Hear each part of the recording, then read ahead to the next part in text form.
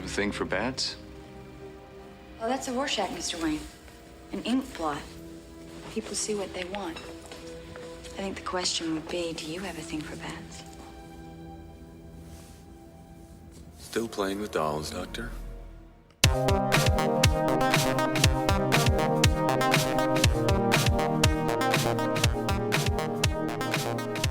Oh man, smooth move, Bruce. Change the subject real quick. Almost got caught. Dude, Val Kilmer just cannot wait to tell her that he's Batman. Like, he just can't wait. I don't know if it's a thing with these 90s Batman movies, but all of these guys just can't wait to say, I'm Batman. Yeah, like, what was more blatant of a confession? Him just failing the Rorschach test or yelling in front of a large screaming crowd? At a circus? I'm Batman! At a circus? Yeah. Which one was more? I think, and she was sitting right next to him at the circus, so Yeah. it's He couldn't wait to tell her. Couldn't wait. Exactly. Oh, man. Well, welcome back. This is episode 71 of the Last Row podcast. 71. 0.9 better than last week. 0.9 higher. Thought we'd Is that never right? get there. 71 episodes, man. And we're back. So it's episode 71 of the Last Row podcast. Batman Forever, as we promised on the last kind of teaser episode. If you're looking for our website, you're new to the show, thelastrowpodcast.com. Follow us on Twitter at The Last Row Pod. Check out all of our social media pages, facebook.com/thelastRowPod. Subscribe on Spotify, Apple Podcasts, Pocket Casts, wherever you get your podcasts. We're most likely out there. Or our website, lastrowpodcast.com. That way, it's been a while, but maybe we should just jump into the plot synopsis. Hit me up. Yeah, man. Last row forever. How about that? Let's call that. Last row forever. Last row forever. Batman Forever, 1995. Drew, where were you in 1995? I don't even remember. That's how long it is. I was in the movie theater watching this movie 3 times, man. How far apart is what I would what I would want to know. Probably within 2 weeks, I would say. Within 2 weeks? With 3 different people. So was that your idea, or did other people ask you to go and see it 3 times? Oh, I'm pretty sure I was the asker. The instigator? Let's go see Batman. Have you not seen Batman? I'll watch it with you. Let's go. You're looking for a reason to go. Yeah, in my 12-year-old self, or however the hell old I was. Directed by Joel Schumacher, action adventure superhero movie. IMDb 5.4 out of 10. Just right. Rotten Tomato 39%. Too low. Too high. Metacritic 51%. That's about right. That's about right. It's about right. I don't know. I have thoughts on this. Drew, do you know who's in this movie? Batman. As Val Kilmer faces off against 2 foes, the schizophrenic, horribly scarred former district attorney Harvey Dent, a.k.a. Two-Face, played by Tommy Lee Jones, and the Riddler, played by Jim Carrey. A disgruntled ex-Wayne Enterprises inventor seeking revenge against his former employer by unleashing his brain-sucking weapon. Drew, his brain-sucking weapon. It's a little risque there, isn't it? Yeah, man. Oof. On Gotham City's residents. As the Caped Crusader also deals with tormented memories of his parents' murder, again, he has new romance with psychologist Chase Meridian. Nicole Kidman. Let me say this, right? And I'm just going to get this out of the way right now, right? Maybe it's because we've been seeing Batman movies for 30 years now, maybe 30 plus years. And look, I'm a huge Batman fan. Everybody that listens to this show knows that. Can we just cut it with watching his parents die? Yeah, I've just had enough. It's over. It's done with it, man. I'm you know done what, with Bruce? In every one of these movies, he's what, like 30 plus? Yeah, or at older? least. It's over, man. 20 years have passed since the death. Get over it. How many thugs have you beaten up to, like, I know the movie plays on revenge and him dealing with it, but, like, bro, grow up. Grow up, this man. This one had like the theme throughout, so I guess I get it. But if we, this new Pattinson movie's coming out in 2022. If I have to watch Matt Reeves shoot his parents getting shot again, come on, man. I'm done with it. It's too much. How many times have we seen one family get shot up? It's like too much. It's too much. Exactly. We get it. Everyone knows you're going into a Batman movie. His parents are dead, and it's a sad story. I'm sorry, Bruce. It happened. Get over it, man. We don't need to see it, every time you show up on a Batman. Can we save those 10 minutes of angst? They could shave it off. Shave it off. Either make the movie smaller, like make it less, or use those 10 minutes on something cool. I don't know. Add another car chase or something cool. I don't need that.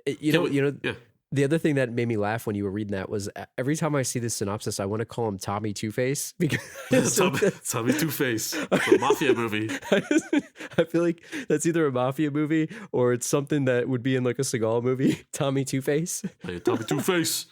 But can I just the other thing I want to say before we jump into the rest of this movie is I just want to tackle the name because we talk about the taglines and I was trying to research like why the hell. When you actually take a step back, just say the words Batman Forever.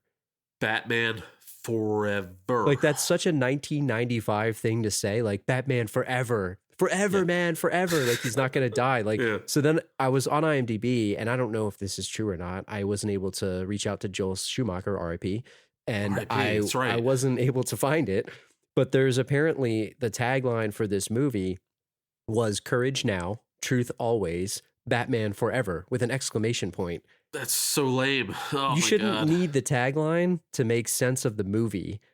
And I don't know. I think the movie name is kind of dumb. And I don't mean to crap on this movie already. Like we're 10 minutes in here and I'm already dumping on it. That's not what this podcast is about. But shouldn't they have named the fourth movie And Ever? Yeah. Batman Forever and Ever? No, like Batman and Robin and Ever. Batman and Robin Forever and Ever. Like, shouldn't they have kept the Forever? Like, what if Batman Forever was like forever part of the title? Or it was Batman Forever Begins. Batman Forever and Always. Batman Forever, Batman The Dark Knight Forever. No, see, you gotta cut it there. And I'm surprised, like, I think it would have made more sense if it was Batman Forever, but there was a colon, like Batman Forever. Batman Forever. Okay. Yeah, because the colon works. It's a Batman movie, and you've got Forever in it. I'm not down with the name. I'd rather have Batman 3, as you told me it was going to be, but it's a 1995 name. I mean, as we'll get into it, for like 10 seconds, he quits being Batman in this particular movie. He was so final with it, too. It was like, it's a done decision. It's not forever, Forever isn't forever, man. Everything comes to an end. Not when you're Val Kilmer. Not when you're Val Kilmer. So let's talk about how this movie performed because it's 25 plus years later or whatever, and it had a budget of $100 million. And you in the notes, I'm going to definitely give you credit for this. You put this, and I was surprised by this. So Batman Returns had a budget of $80 million. So they definitely ratcheted it up a little bit, right? You're giving me credit for just spending 2 seconds to Google Batman Returns financials. Thank you. I mean, hey, I didn't think to compare it. You did it. True. The $20 extra million, you know where that came from? It's all the neon lights. That's Jim Carrey's salary. It's not Jim Carrey's salary, baby. They needed that for all the electric bill for all the neon lights. and his final boss suit, man, with the glitter, man. It was like Elton John. Can I tell you, I can't wait to talk about the villain scale later. I'm so excited. GoldenCloset.com, man. You buy that Riddler suit. Oof. I don't know how much that would go for. That's a penny, man. It made, let's talk about performance, right? So on 100 mil, the return was gross USA. You had 333.6, and then Batman Returns again, 282.2. So, I don't know what the adjustment is if you take this to the current day. I think we were joking about this before we recorded. If you are a superhero movie now and you don't make $1 billion, you're a failure. So I don't know what this equated to, but it seemed like decent returns at the time, right? Yeah, I mean, I think this was 95. 25 years, it made a third of the money of a $1 billion franchise. I'm pretty sure it did pretty awesome. I think there's one way to, there's ways to talk about this movie and there's ways not to talk about this movie. And we always talk, we don't do the plot. So I think the right way to tackle this is I'm just going to start with a question to you. Oh, please. What the hell is Val Kilmer doing as Batman right now? Dude, like in this movie? I don't freaking know, man. It's I know it's been asked, but I got to ask you. I know Kilmer was hot in the 90s, right? Like he was Tombstone and he was The Doors in the 80s, and of course he was Top Gun, he was Iceman. I can't even remember the other movies he was in. I think he did Heat right after this. It was Heat. He did was it Willow? He was Willow. Man. I don't know. Like he did a couple good movies leading up to and directly after this movie. And this was like probably, I don't know, would you call it his most It probably is. Famous role? Like not his best role obviously, but like his most visible role? Besides Top Gun, I would say that it is because Batman is it's I mean, probably to a the wide biggest audience, role. to a wide audience, right? Right. Because it's not like The Saint. But like The he just Saint is, doesn't he doesn't seem the superhero type, does he? No, and I wanted to just kind of pick your brain because, I mean, how old were we in 1995? I mean, we were kids, right? Young kids, right? And we liked Batman and all that stuff. But when you start thinking about it, I didn't know Val Kilmer. Like I knew of Top Gun and all that at the time, but I didn't know. I mean, I liked Michael Keaton at the time. I thought he was pretty good, and I know he was almost in this until he read the script. Then he backed out. But when you think about this, I don't know, like what rate his performance for me because I'm curious about what you think about both his Batman and his Bruce Wayne performances, and is one better than the other? And then I want to ask you to kind of compare it against some of the other actors. Maybe give me your Batman ranking. I just hit you up with a lot of questions there, but hopefully what I said makes sense. I don't know. I know you're gonna, you're probably gonna disagree with me here, but I liked it. I liked him being Batman. I don't know. I did think his Bruce Wayne was, for lack of a better term, like dumb. Like he didn't make me feel that Bruce Wayne was smart. And Christian Bale and George Clooney and Michael Keaton kind of made me feel like Bruce Wayne was smart, right? Yeah, I can see what you're saying. And I don't think that he made me think that he was smart. I did make me think that he was a billionaire. Like I did get that aura from him. I'm gonna use the word stuffy. Snooty? That's Snooty? the word. Yes. Stuffy? Stuffy and snooty is kind of how I got his Bruce Wayne. But I don't know. If you ask me my Batman ranking, and I've told you this before, I know we get into heated debates with some of our friends. I'm just gonna tell you, he's always been my last. He's last place for me. That's crazy, but go on. It's last place. Like You're a last freaking place. idiot, but go on. It's always been that way. He was kind of like almost out of last place today for me when I watched this. He almost rose up. He almost rose up. Ooh, and I thought he wasn't as bad as I remember. And I don't think he was ever bad. He's just not believable as Bruce Wayne to me. He doesn't look like Bruce Wayne. He doesn't, I don't know. And then I had read that Bob Kane, who's, one of the original creators of Batman with Bill Finger, said at the time he had like the best portrayal of Bruce Wayne and Batman of anybody, right? That was marketing to me, in my opinion. Just like you said, he's not as bad as you remember. He's not as good as I think either. Yeah. So it's somewhere in the middle there. Yeah, like I know I'm being hard on him, and I'm going to probably catch a lot of heat for that from the listeners, but I just don't really like him. Go ahead then. Give me your rapid fire rankings of Batman. If you ask me, I'm going to say Bale number 1, obviously, and this is again controversial because some people don't like that now in retrospect. I like Bale a lot. He's my number 1. I actually like Michael Keaton a lot as my number 2, and I mean there's other. I thought you would have chose Affleck, but go on. And surprisingly, look, BVS is not a great movie. I'll admit that here. But I liked Affleck as Batman. I just thought it was different, and I liked kind of how he played him. But I know he did the killing and all that stuff. That's a whole nother debate that we could have off this show. But I liked his portrayal. I thought he was good. And then I would say, actually, you know what? I'm gonna switch. Clooney's last place for me. I'm pivoting right now. I'm gonna put Kilmer above, and then I'll say Clooney, even though I think Adam West falls in there somewhere. Yeah, I think we're rating movies only, in my opinion. I agree. I actually agree with everything you just said. Bale. Why can't I think of it? Keaton, Kilmer. I'm sorry, Affleck, Kilmer. No, sorry. I am putting Kilmer above Affleck. I'm sorry. Right. That's fine. It's just Ben Affleck is not Batman to me. Ben Affleck is Ben Affleck. For you? He's Ben Affleck. Well, I mean, I'll not ask that he you was this, bad. right? I'm not saying he was bad, but he's not Batman. He's Ben Affleck. Well, I'll ask you this, right? So maybe I'm taking into account more than just the actor, because when I think about, I'll ask you this: rank the bat suits from all the movies, because this one, the opening bat suit was a little bit kind of weird because it had bat nipples. I know that's the joke for 30 years here, but it was really kind of weird. But overall, I thought it actually looked kind of cool. Like the first one that he wore, right? Not the sonar suit at the end. I kind of liked it.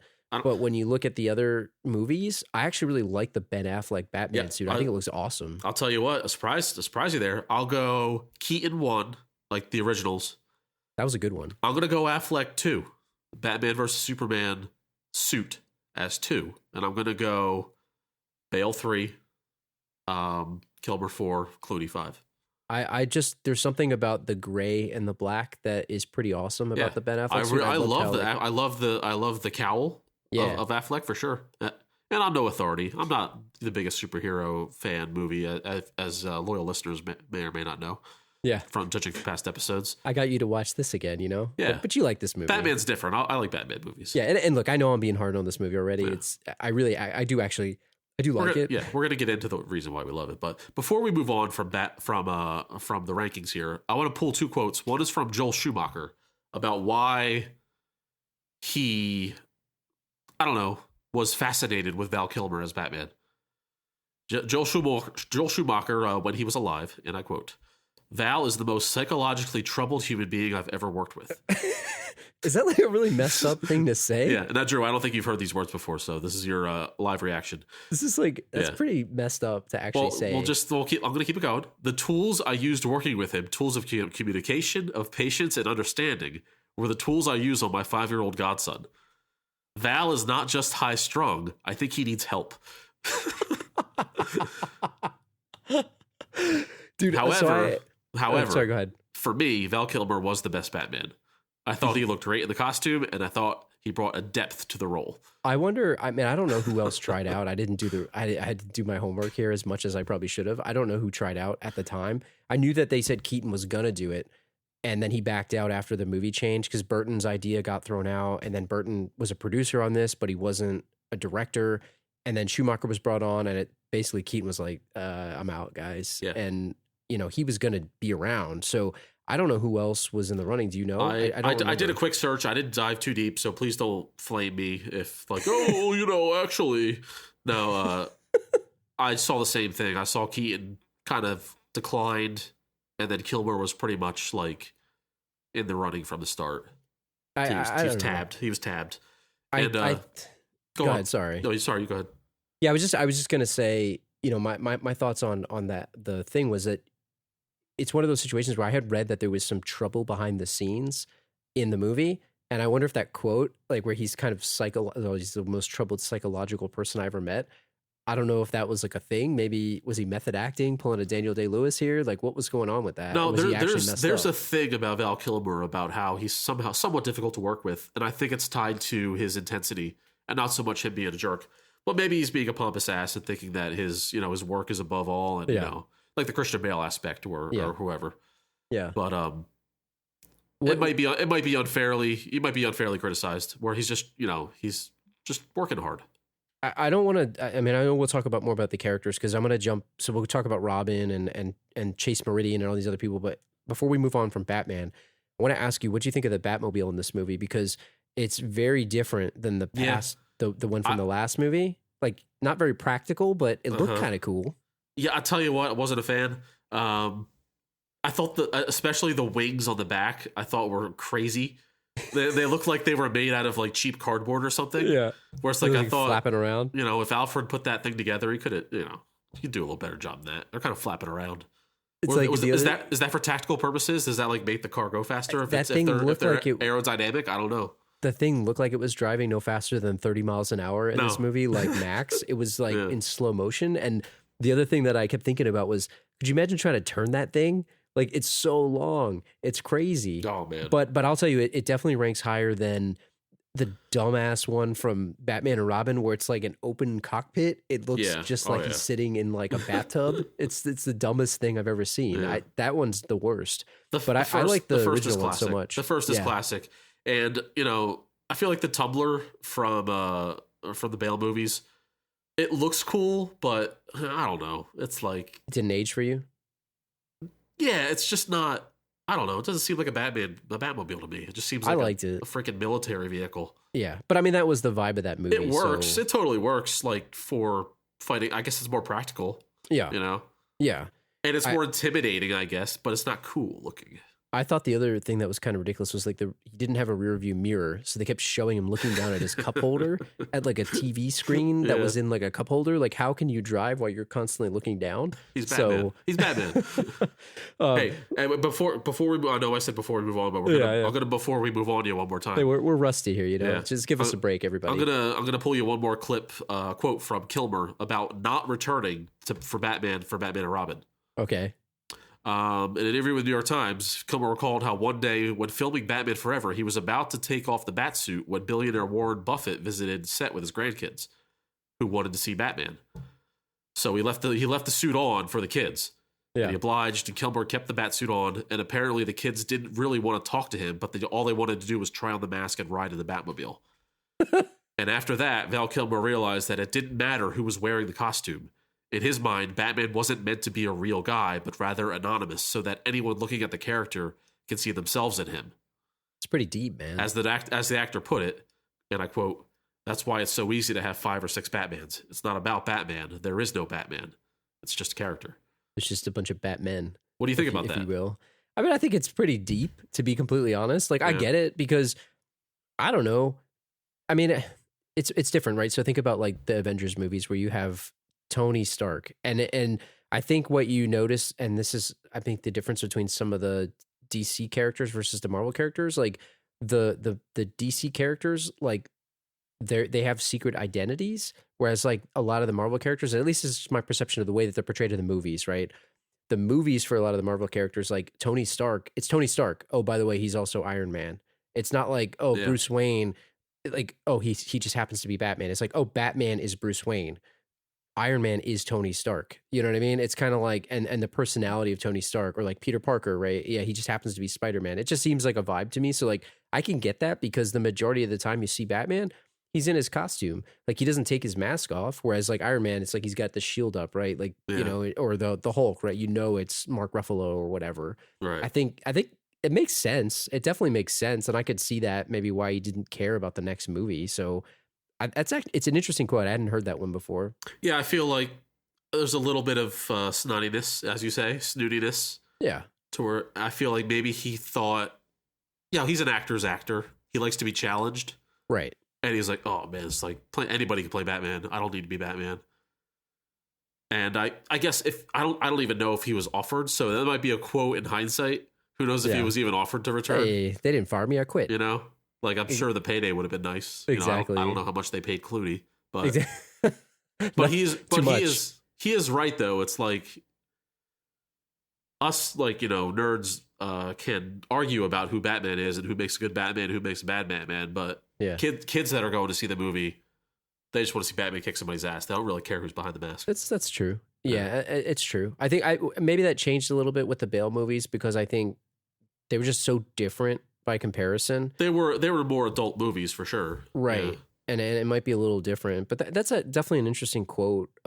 Let's talk a little bit about Robin, because I know there's a bunch of stuff that went into this. I think it was one of the weigh-ins was almost Robin at one point, but I got to tell you, like, first off, there's an observation that I had was, how old was Chris O'Donnell in this? I think he's like 25 at the time, because he was born in 70. This was in 95, right? Yep.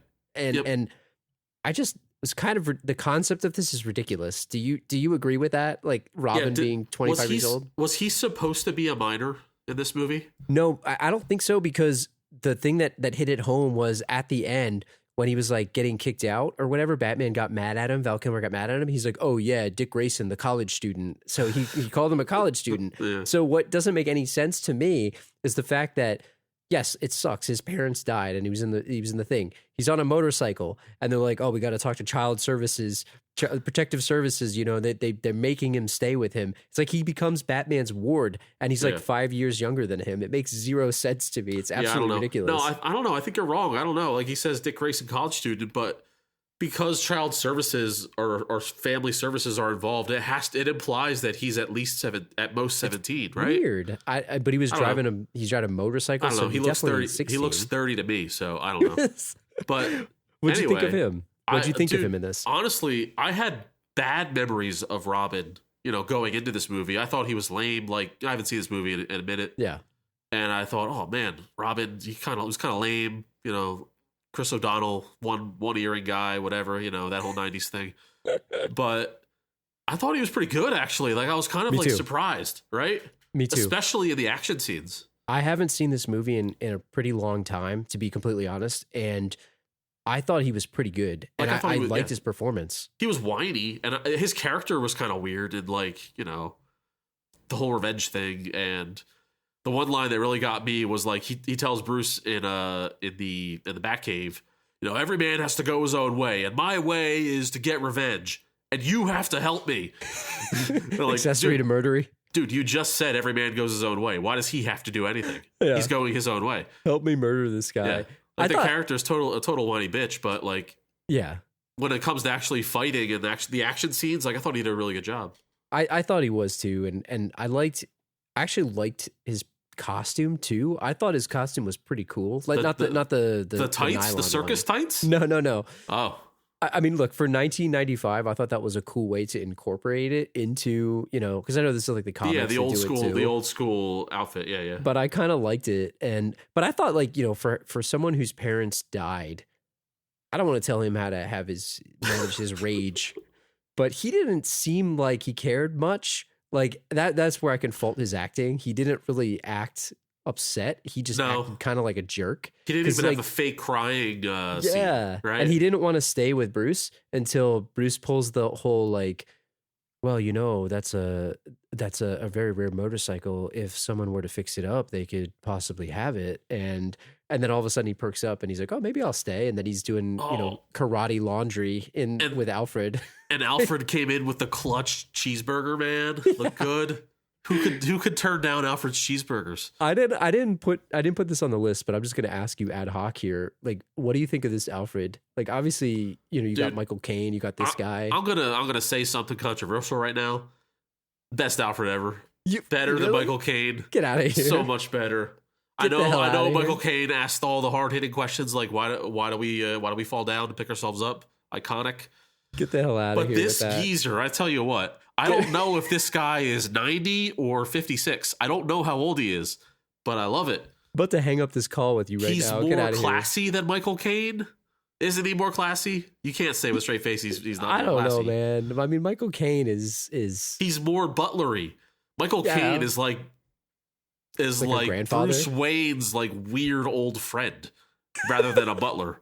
I guess it's a good way to put it. Right? Yeah. I mean, but then you got Jeremy Irons, who was like Batman for like a hot minute, and he was more like a secret, like, spec ops guy who was pretty badass. I thought he was badass, but he's not Alfred. I'm calling him Al. He's a guy named he's a guy named Al. Yeah. He's a guy named Al. Yeah, call me Al. I thought this guy was, I mean, he's like the Commissioner Gordon, who I won't even, he's not on the list either, but I thought that guy is just can we talk about Commissioner Gordon for just, I just want 30 seconds on him because he's not worth more than our time. That's not Commissioner Gordon. It's just like some weirdo, I don't know, with the top hat on. He was barely in this. I think he was in it more in the first one and the second one, maybe. I don't know what his screen time actually was, but I just thought he was weak. I'm glad you brought him up because this is the only time I'm going to be able to fit my theory in of this whole movie. Is that at the end of the movie when he shines the bat signal up when Dr. Chase Meridian was kidnapped? Why was he shining the bat signal? Because nobody knew Meridian was kidnapped except for Batman, right? Do you agree? I agree. Because how would he know? How would he know? Yeah. So he's shining the bat symbol, and he's waiting for Batman, and Batman's not showing up because obviously the Batcave's been blown up. My theory is the Joker is on the other side of town, committing some heinous crime, and Commissioner Gordon was trying to get Batman to go over there and check it out. But Batman was so preoccupied and he couldn't get him with going to get Chase Meridian, save her, that he ignored Commissioner's symbol, and the Joker just committed like 100 murders on the other side of town that night. I thought it was funny when he's like cheering when the car or the plane. He's like a little kid. He's like a little kid. I thought that was really dumb. And forgetting however said all that, him driving through the bat symbol, very iconic. It was very awesome. iconic. Well, it's like in the first one when he flies into the moon or whatever. That was pretty cool. Awesome. Very cool. I can't fault that. But no, the Joker totally killed 100 people across town. Definitely. You mentioned Chase Meridian. I know we're like trying to go through all these characters. So we said in the beginning, we're going to try to touch through on the plot while we go through some of these. It's a tricky movie to kind of tackle because a lot does happen, but not a lot happens, if that makes sense at all. No, you guys know how this movie goes. I'm sure if you're listening, you watch the movie. Yeah. We don't have to go through the plot. So. I'd rather do a character study than a plot study. So you mentioned Chase Meridian. Like, can I tell you, I just don't know what to make of her. Like, she's probably the most hot and bothered psychiatrist I've ever seen. Dude, like in a movie. Freud, man, was And her hero for sure. do you feel that?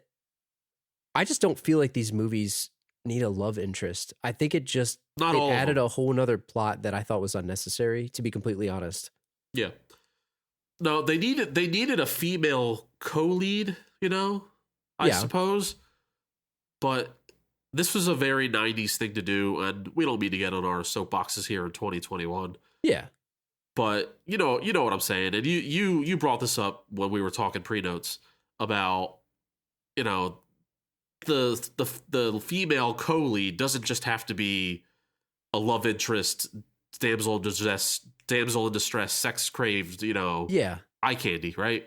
Right. And those were the three women. The only three women that were in this movie were Nicole Kidman, who was sex crazed for Batman, and then Bruce Wayne. There was Drew Barrymore, who was the good side of Two-Face's like arm angel. candy. And then there was, I don't know, was it Vinny Chase's publicist? Vincent Chase's publicist, Debbie Mazar, I think. Yeah, was the left-hand evil side of Two-Face, and they were both, all sexed up and wearing, bodysuits or whatever. And that's it. Those are the only females in the movie.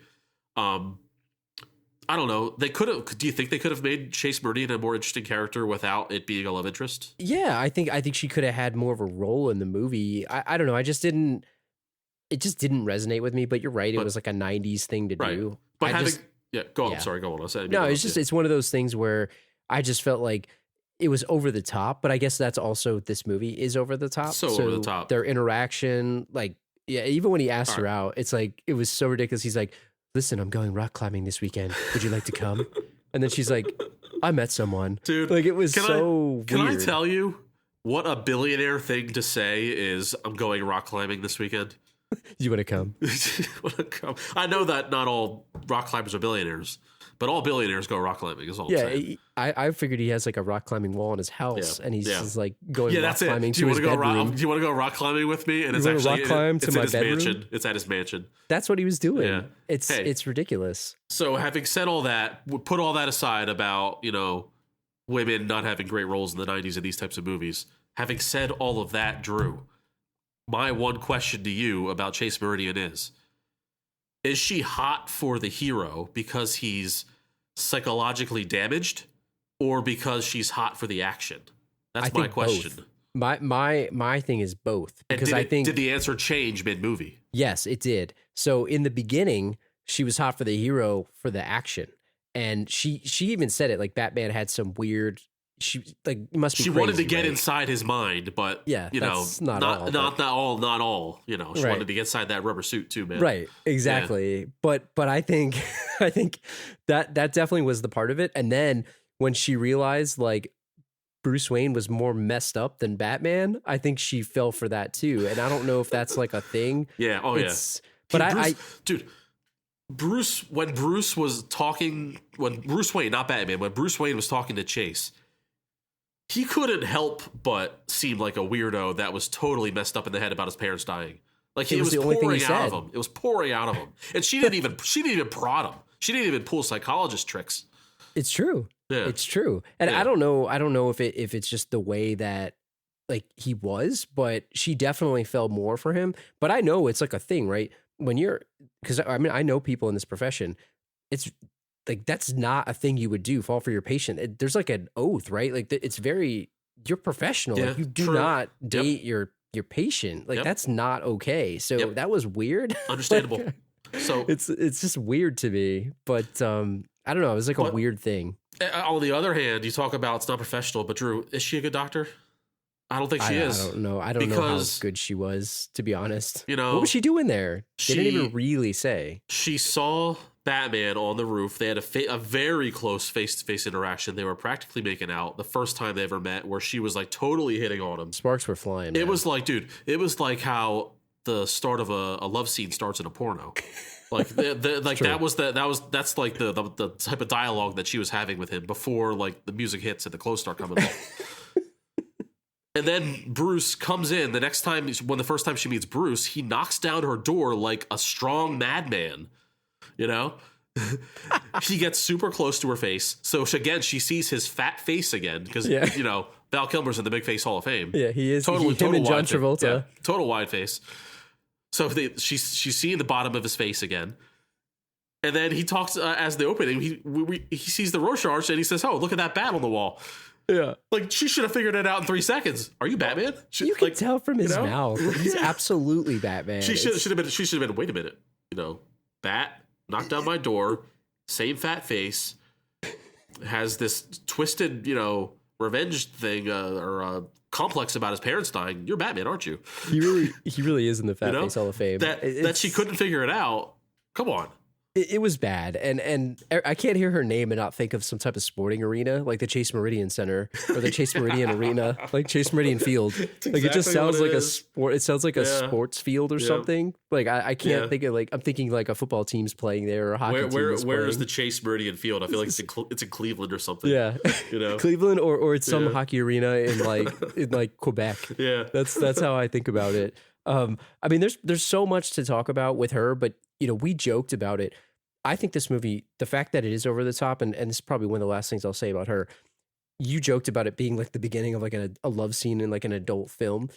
I know we had back in the day Mortal Kombat Annihilation, where we said that was basically the softcore version of Mortal Kombat. Yeah, like this to me, every scene where they were talking together, I felt like Schumacher was like directing them. Be like, act like you guys are gonna just hook up right now. Act like you're gonna like just rip each other's clothes off. I'm not gonna pretend, or I'm not gonna say that I know or don't know certain things about the adult film industry. But by the way, I am not a. Hey, we said you were in the movie business. I'm not a professional of that industry. I'm a professional of the film industry, but not the adult film industry. You did tell everybody we're in the movie industry, so I don't know if XXX parodies existed back in 1995, but if they did, this is pretty much the movie without the love scenes. Well, it's the paint by numbers. Yeah, they didn't have a back room at Blockbuster, right? It wasn't like not allowed. Skinemax only. It was too corporate. Skinemax is in the drama section. Yeah.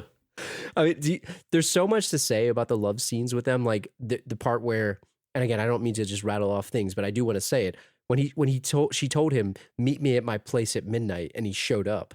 And he showed up, and she's just laying there completely naked, waiting for him. Like, dude, that's just out of the movies that you're talking about. It's an iconic scene of her under the covers, moonlit, romantic, waiting for Batman, and he swoops in on the deck. And I feel like, I gotta be honest, like, I think Nicole Kidman's a good actress. Like, I think they kind of wasted her in this movie. I didn't think she was used to her potential. Like, I think because she was reading the dialogue, man. It was like she was reading the script. Yeah, and I guess it's that like character that they didn't give her much, so she was doing what she was doing. I thought she did good for what she had. What could you do? What could you do? So let's jump to the villains, because I think this is going to be the meat of the rest of the episode here. But what about the potatoes? I think this is the meat, and maybe the potatoes is the villain scale. Potatoes. So we talked about.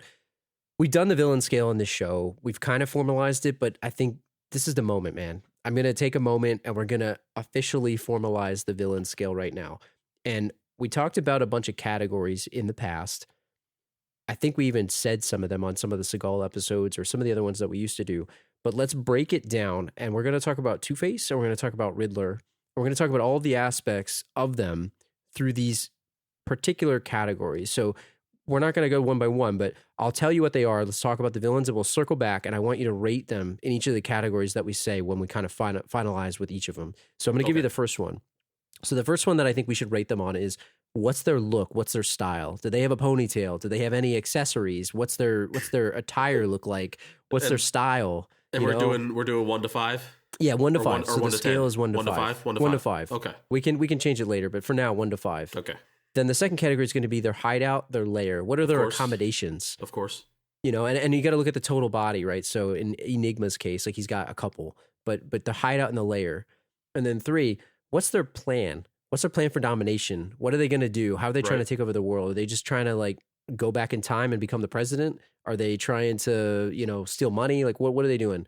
And then the last one, I think that's a good category here is the henchman. What's their muscle like? Is there a sub boss? I like it. Are they the boss? Like, is there a sub boss? Like, what is it? Yep. Right? Because I like the idea of the sub boss. Because you could argue that Two-Face is kind of the sub boss of the Riddler in this. Like, I'd love to hear your thoughts on that. But let's go through it. He's the last one to die, right? In the movie. Well, I mean, Carrey doesn't die, but he's like Carrey went down before Tommy Lee Jones did. Yes. So I don't know. There's an argument to be made. I don't know. We'll talk about it. We'll talk about it. Let's start with Two-Face because he's the first one that you see in the movie, and we talk about Tommy Lee Jones just in general. Like I don't know. What do you think about him? Before we do this, I love to hit you up with it before we do this, but I'm going to hit you up with it before we do this. It's the last time I'll do it. I swear. We may have spoken in one of our on-demand episodes in the past about the Jim Carrey, Tommy Lee Jones feud during this movie. Yeah. But it was reported widely that Tommy Lee Jones effing hated Jim Carrey. And I can see that. You know? Yeah. Because, and nobody really knew why, because Tommy Lee Jones never spoke on this, but it's assumed that, you know, he was hired on to do this movie, and he's, you know, Tommy Lee Jones is a very big star. He's coming off The Fugitive, you know? He's a professional. Fugitive was a phenomenal movie where he really, I don't know, like Harrison Ford's the lead in that movie, but Tommy Lee Jones kind of like makes that movie, in my opinion. So he signed on to be this big bad in this, you know, summer blockbuster movie. And then he finds out that, oh shit, Jim Carrey's in this movie. As my other co-star villain, I'm screwed. And it probably drove him nuts. Because Tommy Lee Jones is kind of like he's a very boisterous actor, and he's a scene stealer. And Jim Carrey is a one-upsman of all scene stealers, right? So long story short, and I know I went too long already. You're good. I loved the quotes of this where Jim Carrey's telling the story where he goes up to Tommy Lee Jones to introduce him. And Tommy Lee Jones looks him straight in the face and goes, I hate you. I really don't like you. And he said, how's it a secret? He said, hey man, what's the problem? Let's talk about it. And he pulled up a chair, and then Tommy Lee Jones in one sentence goes, I cannot sanction your buffoonery. And walked away from him. It sounds like something that he would say. And I cannot sanction your buffoonery. Well, I mean, Jim Carrey, this is 95, right? So he's coming off of all these crazy movies where he's just he's a character himself, right? He's crazy. And he was Ace Ventura, right? He was Dumb and Dumber. He was all these crazy characters. All three of those characters were bonkers, you know, in the best physical comedy. In the best Jim Carrey way, right? His face is a cartoon. You know, yeah, exactly, and I can definitely understand that. Like, I don't know if you, it's sort of like a Jack Black, right? Like, you either love him or you hate him. Like, you're not gonna like, Jim Carrey's okay. Like, I think you either think he's hilarious or he's gonna just annoy the hell out of you. And I can see the fact that Tommy Lee Jones is probably in that second camp because, like you said, he's a professional. He doesn't want to be bothered with that crap. Yeah. I don't know how old he is. He might have been maybe. Would you guess that he was 50 in this movie? I'd have to look it up, but late 40s, probably late 40s and into the 50s. Who knows? Right. He looks the same now than he did 20 years ago. Who knows how old Tommy Lee Jones actually is? I think I agree. I mean, what did you think of Tommy Lee Jones in general in the movie? Like, did you like him? Can I say, and I don't know if this is, I honestly don't know if this is opinion or not, because I know this movie is like, oh, this movie sucks. And people make fun of it less so than Batman and Robin. And, you know, in Batman and Robin, Arnold Schwarzenegger is a very iconic character, but for how bad he is, and also because he's cool, because he's Arnold Schwarzenegger. But Tommy Lee Jones in this movie is so over the top, but also, in my opinion, so damn good. He was pretty good. He gets overshadowed by Jim Carrey, but don't take it away from the man. He was on fire in this movie. I don't care. I wrote in the notes, in my own personal notes, TLJ equals Heath Ledger, question mark. And I know you're going to go nuts on that. But this dude really became Two-Face in like the most comic booky way. Am I wrong or right? I know you're not going to equate him to Heath Ledger's Joker. No. Like, it's a different kind of movie. Did he not knock this out of the park, or do you disagree? And it's okay if you do. Well, look, it depends on the kind of movie you're going for, right? If you're going for complete camp crazy, then he definitely knocked it out of the park. But I prefer... Again, I'm not trying to, like, this movie was a movie of its time. So it's not, and I think, I'm going to say this, right? Because you mentioned it. I know I'm probably talking too much about the non-Two-Face stuff, but in general, this movie is better now because the others exist. Even though at the time I liked it. I like that. It's sort of like the way that people talk about, I know you're not a huge Star Wars fan, but when the prequels came out, people thought, man, these movies are terrible. Right. And now people look back on them and they're like, people love them, like, not because they're good, but because of the memes and because of like, you can kind of appreciate it now. Yeah. Because I think when you're waiting for something to come out, you have so much anticipation. you're expecting it to be something, and when it's not what you're expecting, you're disappointed, right? And I think that's kind of maybe how you could view this if you weren't a kid maybe watching it at the time. And plus, other superhero movies didn't really exist. This was it. This was it. I mean, there really weren't many others. So I agree with you. I think he did kind of knock it out of the park in the time, right? If I'm looking 1995 glasses, Now, he did a pretty damn good job. Yeah, you can't compare him to Aaron Eckert's. Is it Aaron Eckert? Is that his name? Yeah. From Dark Knight. From Dark Knight, because they're two different movies. It's a serious movie versus a comic booky campy movie, right? Right. But for what like the movie was, like he fit the movie, and he never wavered, and he really like kept the intensity level pretty even keel with Jim Carrey in the scenes they were in together. He did. And when he was alone facing Batman, I thought he was superior. Like definitely, like he was. These two villains definitely made this movie. Tell me a little bit about Jim Carrey, right? So let's go to him then. So contrast him or compare him to Tommy Lee Jones. You mentioned kind of scene stealer, like over the top. What do you think of him compared to the way Tommy Lee Jones? And did you think having two villains worked? Did it not work? Because I think sometimes that becomes a difficult thing to juggle. Like, what did you think of that in this movie? Yeah, I don't know. I thought they balanced it pretty well. Like it seemed a lot because Jim Carrey is a lot. But I liked that they didn't give you a Two-Face origin, you know? Yeah. The first scene, Two-Face is like, boom, there he is. This is Two-Face. We're going, he's a villain and he's a nemesis of Batman and he's causing havoc. And then we got the origin, so to speak, origin story of the Riddler, where we see him as Edward Nygma. He's a mad genius, and let's be honest, he botches his one opportunity to impress Bruce Wayne. If he was just a little patient, Drew, he might have become like an all-time genius inventor with the help of Bruce Wayne, right? I totally agree. And I totally agree with you. And I thought, and maybe it's we could go through maybe the categories here and just maybe structure it that way. But I think when we talk about the villain scale, let's talk a little bit about their plans and all that kind of stuff. We kind of circle back with that. But I agree with you in that he should have just had a little bit more patience, and he would have been fine. He would have been fine. Dude, right? He blew it. He blew it. He got a meeting with Bruce Wayne, and he said, "Nope, not good enough for me. I need an answer right now." Are you kidding me, Edward Nygma? Nygma? Exactly. Chess pawn. Clock. Tennis court. Edward Vowels. Nygma. Are you kidding me, bro? He got a meeting. Call my people. We'll set a meeting up. And he goes, "No, I'm cool. I need an answer right now." Like, who are you? That's not going to be idiot. Good for me. But it didn't make any sense. Like, I don't know why he needed the answer now. And but you know, in his defense, Bruce Wayne looked totally disinterested in anything he was saying. He was like polishing his glasses. When he heard manipulating brainwaves, he perked up. He was like, "Hold on a minute." He seemed like such a jerk. Like that's when I was watching that. I'm like, man, Val Kilmer is such a douche in this. Like, do you think now this is getting into the weeds of the movie of things that don't exist, but do you think Nygma is a very smart man, right? Of course, he's a genius. He is. Once he heard he wants to set up a meeting and bring all the blueprints and everything like that, do you think he knew right away that he was probably going to take his stuff and destroy it because it's unethical? I'm sure. He wanted that quick answer now because he knew, like, if he let Bruce in on how this is made, once he finds out, he's gonna fire him and arrest him or whatever and destroy all the prototypes. I want to talk to you. Let's go through the scale because we can maybe structure it this way. So I'll start with Riddler. Just let me start with him. Right? What do you think of?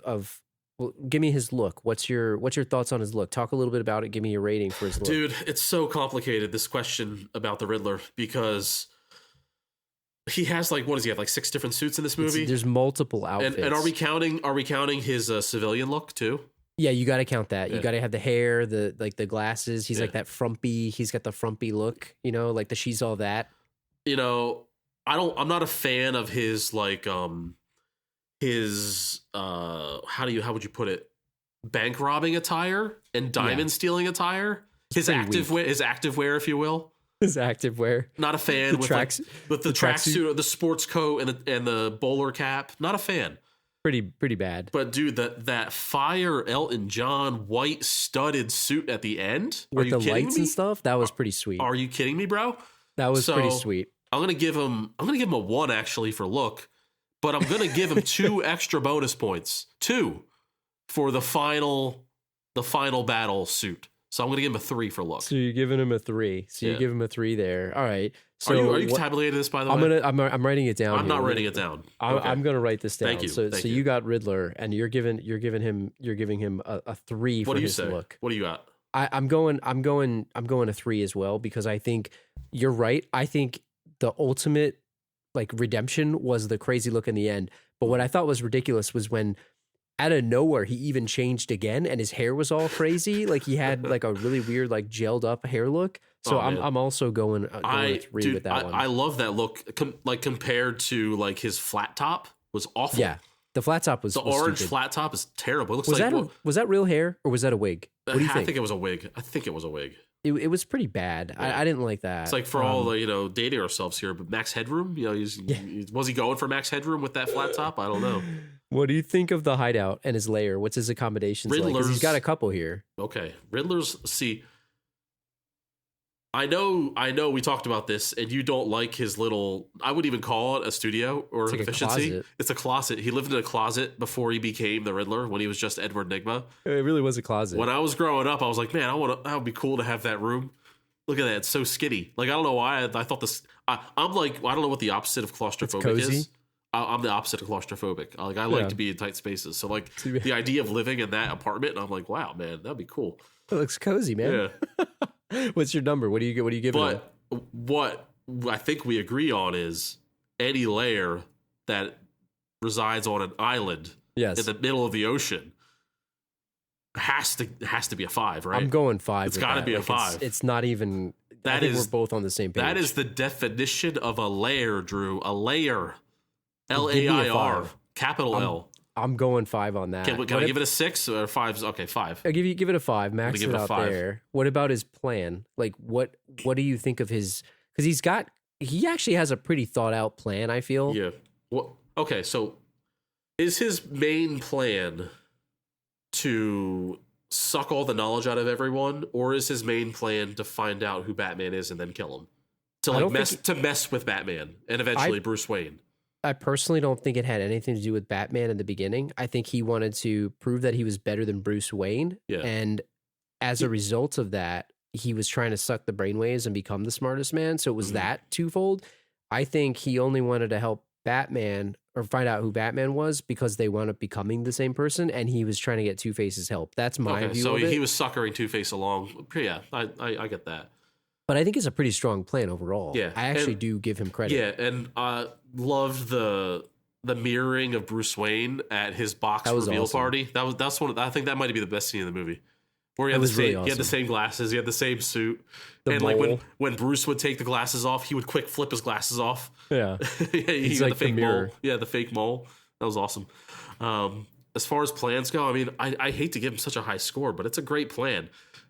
We're breaking the scale already here. No, but I'm gonna knock it because like the execution was so poor, wasn't it? Like it was pretty bad. Like he had a good offense, but he had 0 defense. If you get what I'm saying, right?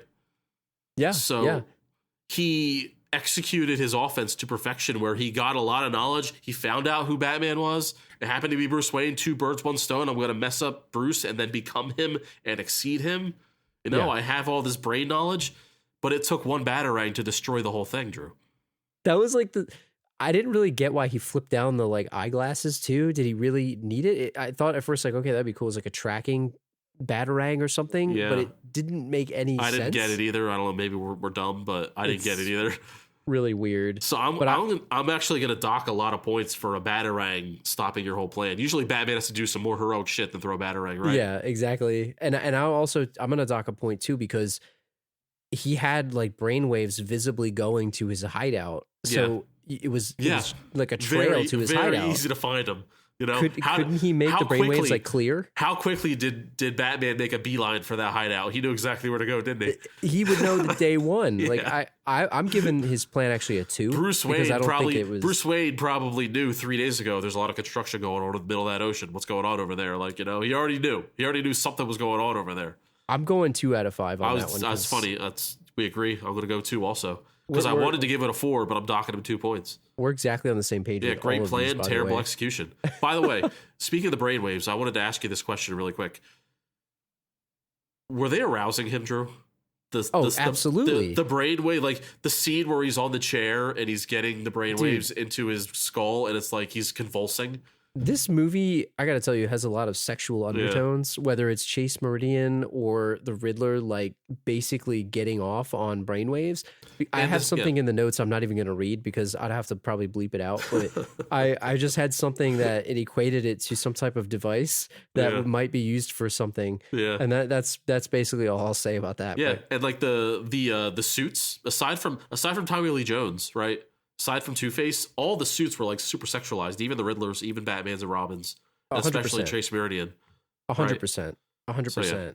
So you're going 2. So yeah, what's left? And then his Henchman. He didn't really have any, did he? They weren't really any of his. Now there's we debated about this before.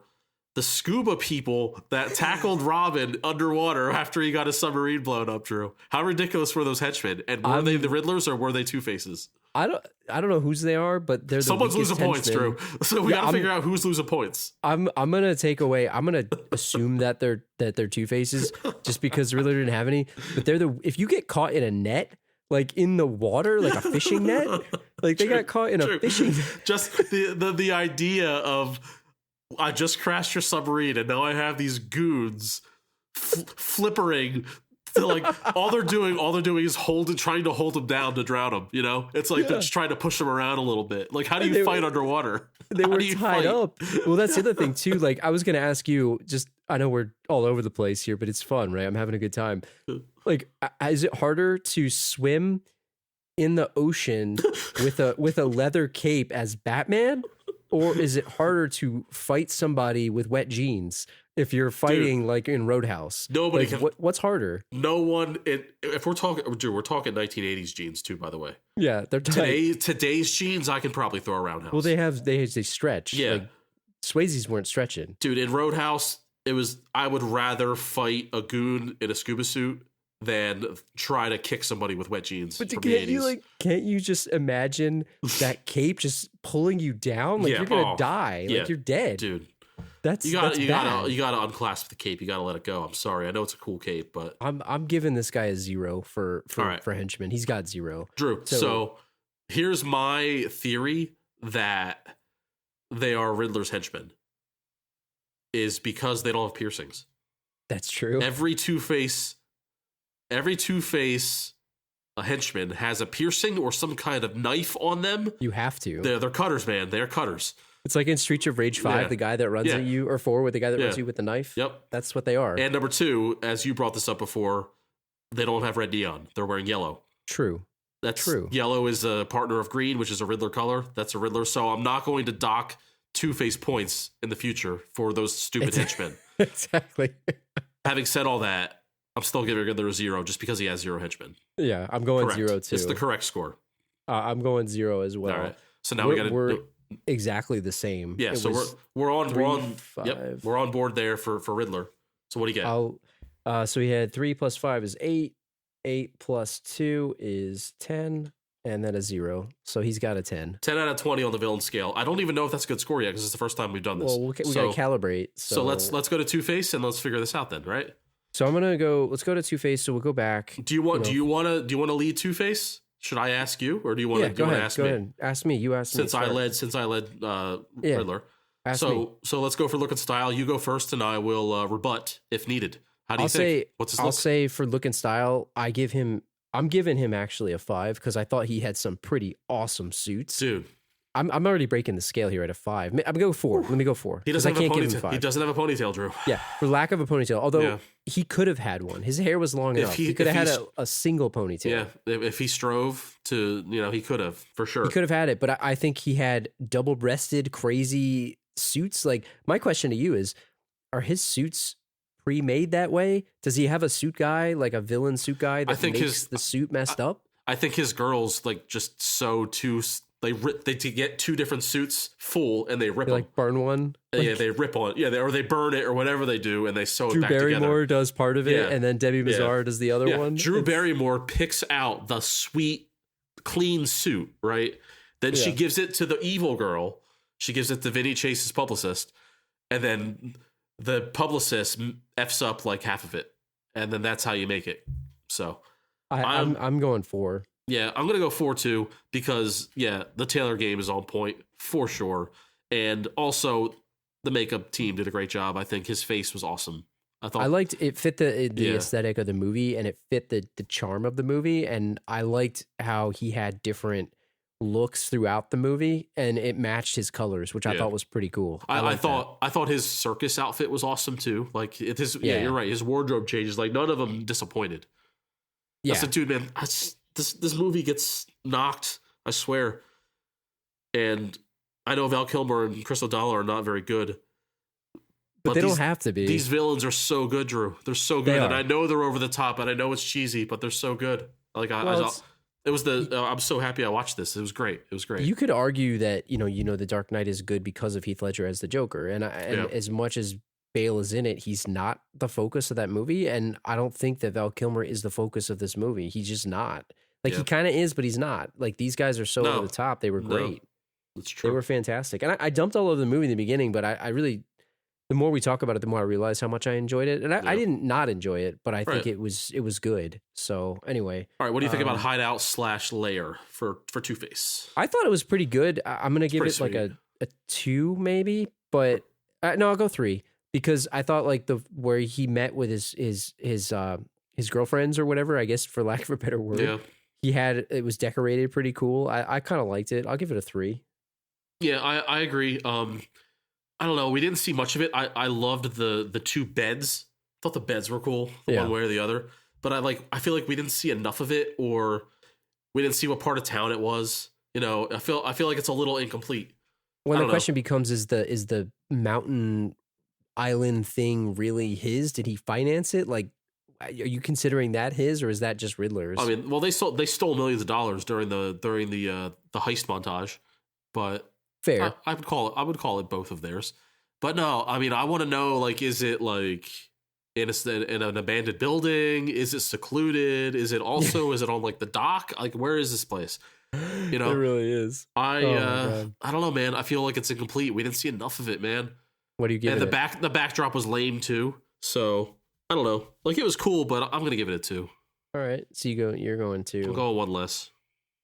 All right, so let's move on to plan. What do you think about his plan for domination, Two-Face? He didn't really have a plan. It was kind of weak. Like, he was basically, and I said this when we talked about this earlier, I kind of looked at him almost as like a sub-boss. Yeah, of he felt the that Riddler. way. He felt like a pawn in a way. He just wanted to kill Batman. That was it. I mean, that's a weak plan. Yeah, rob banks and kill Batman. And when he kills Batman, then what, right?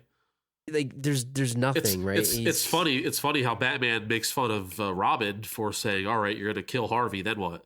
Right. It's the same thing. If Harvey kills Batman, then what? Where I'm going to knock him, and this is where we say, okay, his performance is good, but you talk about the character of Two-Face, like, he wasn't Harvey Dent at all. Like, the only thing he was like, he's like, "Oh, I know you, Bruce. That's it." And I didn't even mention this, but the most ridiculous scene of the whole movie, and I'm waiting to the end to say this here. Batman sitting in a courtroom in his Batman suit, like they did, because you said, they didn't really show an origin story. They did for a hot minute, where they showed him sitting in, he was throwing the crime boss threw acid at him, and he got hit. He put the manila envelope up in his face. And then Batman jumps out of nowhere. It's like, is Batman in the jury? Was he hiding? Like, was he in the audience? Yeah, was he in the audience just in his bat suit, or was he in the rafters? Is he the bailiff? Dude, like, he would have been a perfect bailiff. Like, if he was a bailiff, that acid would not have hit Harvey Dent because he would have been able. He would have been right there. It's like very rarely do you see Batman in a suit in day. Very dumb scene, but I'm glad it existed. Oh, me too. Yeah. It fits the movie perfectly. It was so dumb, but I loved it. It was hilarious. I'm like, what the hell is that? Where did it come from? So I'm giving his plan like a 0 actually, because there was no plan. Have one. There was no plan in my opinion. His vault thing was convoluted in the beginning of the movie. Stupid. You know what was cool though was when he made Batman fall through the tube. That was kind of cool. That was kind of inventive, and for that alone, I'm going to give him 1 point. There you go. Even though he didn't finish the job, he flamethrowered him. But you have to know Batman has a freaking flame retardant. What was cape. that, by the way? He hit like a little button. Yeah. I don't know. You know, this movie reminded me a lot of like GoldenEye. Yeah. And some of the 90s James Bond movies where he had like gadgets. Whereas I know Batman Returns and original Batman sort of did, but this one felt a lot like a James Bond movie with the weird buttons and stuff that he would push and things. He has a gadget that just so happens to be perfect for the situation.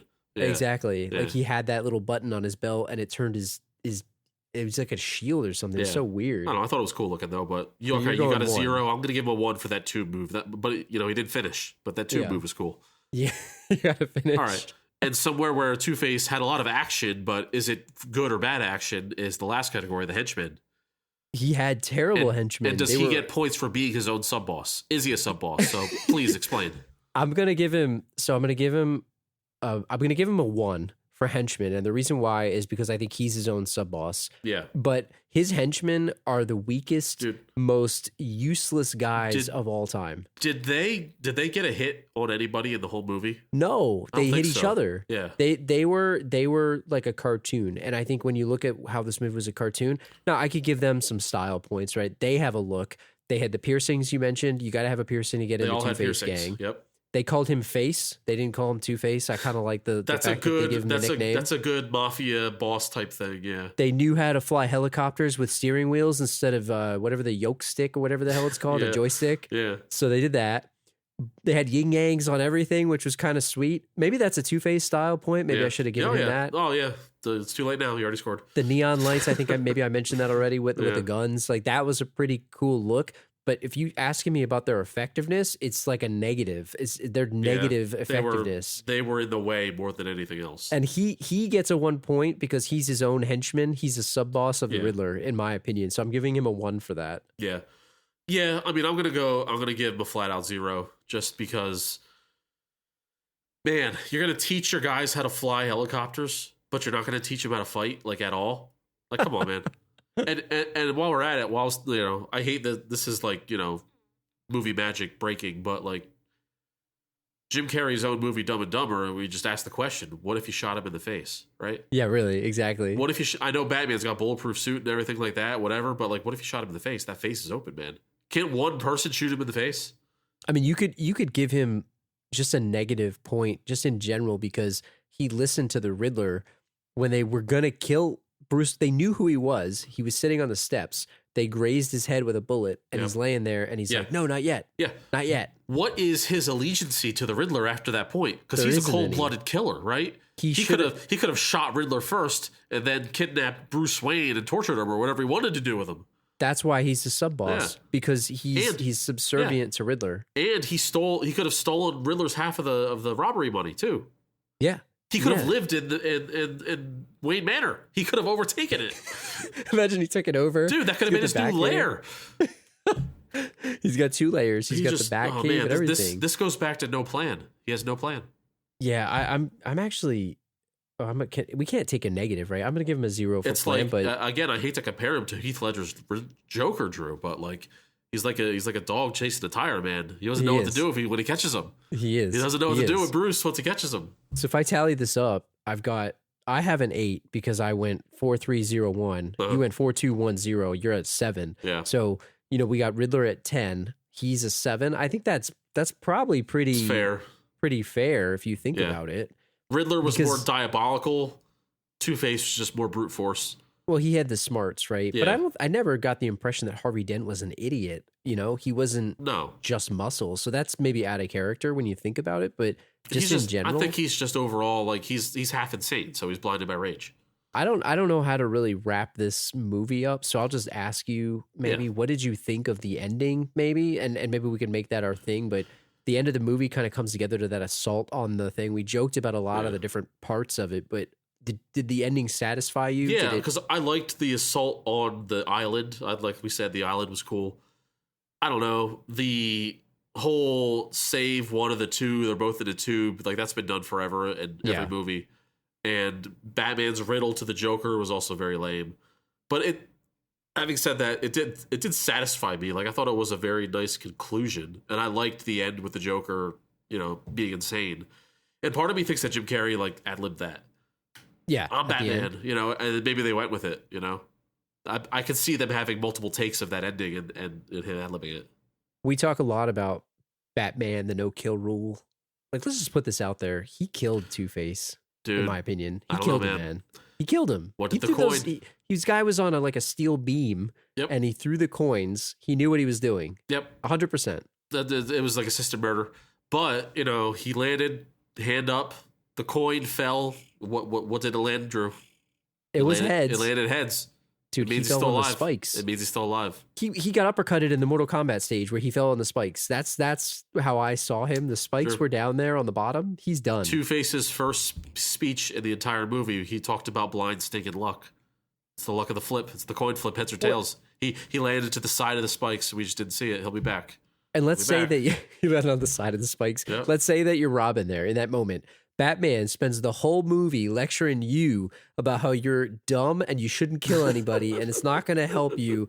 And then he goes right out there and he pulls that crap. Classic. And then Chris O'Donnell's there. He's like breathing heavy, like he's getting off to it. Yeah. But I got to tell you, why is he not like just enraged at Batman there? Because he sat there on his high horse for 2 hours and 2 minutes, whatever this movie length was, and then he goes and does that. How's that okay? Classic glory hog, that Batman. But It's not.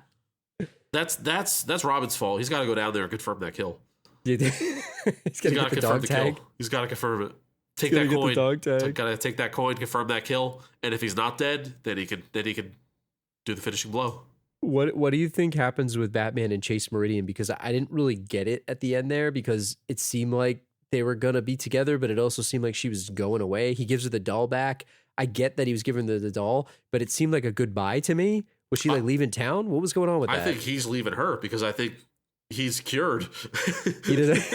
He totally used her. Yeah, I think I don't think I need this anymore. We're good. I don't need it anymore. Yeah. He doesn't need the doll. He doesn't need her. Yeah. Like that, it just seemed messed up. It was just weird.